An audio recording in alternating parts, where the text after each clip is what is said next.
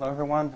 Thanks for being here. It's my pleasure to be able to present to you a little bit about the work we have done over the past couple of years.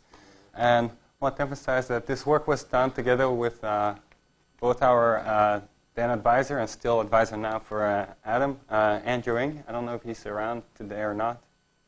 He couldn't be here today, unfortunately. So Sebastian already told you a little bit about what we worked on, which is autonomous helicopter flight. So why is that a hard problem to fly a helicopter? It turns out there are many reasons that make helicopter control a difficult problem. Helicopters are naturally unstable. What that means is if you don't continuously adjust your controls, the helicopter will fall out of the sky. Naturally, it will not stay up in the air. The dynamics is very complex. It's highly nonlinear. There's coupling between the different axes. And there's a lot of dynamics going on around the helicopter, in the airflow around the helicopter, because the only way the helicopter really interacts with the environment is by perturbing the air around itself.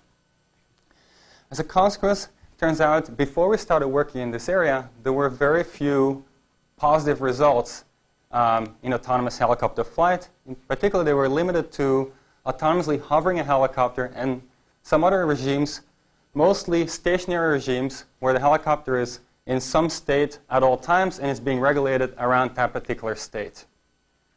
What we're interested in is we knew how well human pilots could fly these RT helicopters, and we knew that they wouldn't just hover them. They would do all kinds of tricks with these helicopters that no one had been able to do autonomously. Here's an example.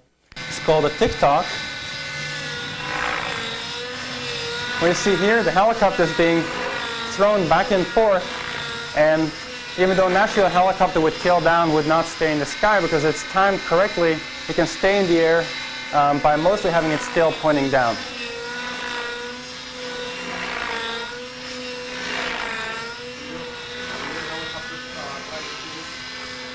For a full-size helicopter, they're not built with this thrust-to-weight ratio that they can do this. But the smaller ones do have the thrust-to-weight ratio. So one of the questions we asked ourselves is, can we make our helicopters do this autonomously? And we actually tried to extend a lot of the prior work on autonomously hovering helicopters, autonomous forward flight. Turned out that didn't get us there.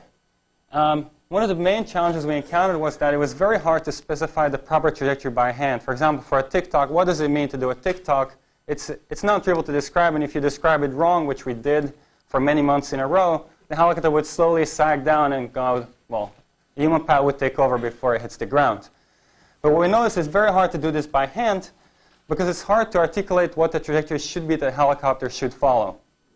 This is because the dynamics of the helicopter is so complex, and if you specify a trajectory that doesn't obey helicopter dynamics, then it just doesn't work out to control the helicopter along that trajectory.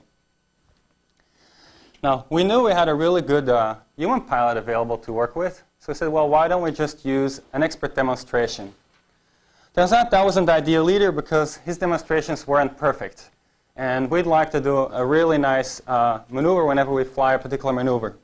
But what we did see is that when we watch him flying multiple times, we could infer ourselves what it is that he's really trying to do. So maybe we could come up with an algorithm that from multiple demonstrations could infer what the real intent is of the pilot. The first try you could go for is simply averaging the trajectories. It turns out that doesn't work at all because the helicopter dynamics is very nonlinear. And if you average trajectories for nonlinear systems, they don't obey the system dynamics anymore. So how do we go about this and find the trajectories that we'd like to fly? We started out with getting our helicopter pilot to fly an air show which comprised a variety of challenging maneuvers that we wanted our helicopter to be able to fly autonomously. And if you watch, what you see here is a graphical replay of recorded position and orientation of the helicopter of a real helicopter flown by a human pilot. You see there's a lot of similarity because we asked him to perform the same air show repeatedly, but it's not the same air show exactly because the helicopter is in different places, is doing it at a different timing, etc. So just averaging would give you garbage.